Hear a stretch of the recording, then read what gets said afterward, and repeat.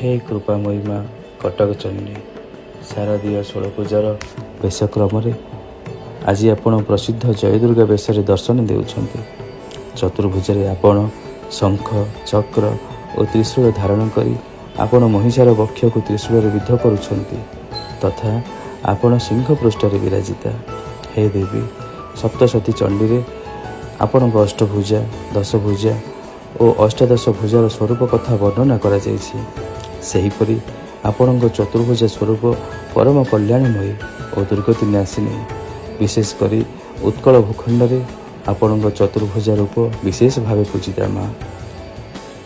हे देवी सप्तशती चंडीर चतुर्थ अध्याय ध्यान रे आपणकर वर्णना निम्न प्रकार होइछि।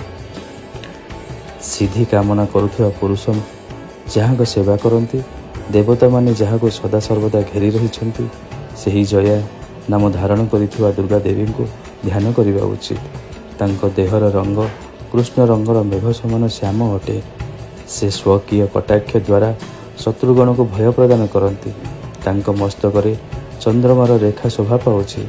से निज हस्तरे शंख चक्र कृपाण और त्रिशूल धारण करिछन्ति। तांकर तीनोटी नेत्र रहिछि। से सिंहर कांध उपरे आरोहण करी निजर तेजरे त्रिभुवन को परिपूर्ण करुछन्ति। हे देवी आपण शब्द स्वरूप अत्यंत निर्मल ऋग्वेद यजुर्वेद तथा मनोहर पद पाठयुक्त सामवेद आधार मध्य आपण अटंती। हे देवी आपण हेउछन्ति त्रयी एवं भगवती। आपण समस्त जगतर घोर दुख को नाश करि पारंती माँ। हे देवी।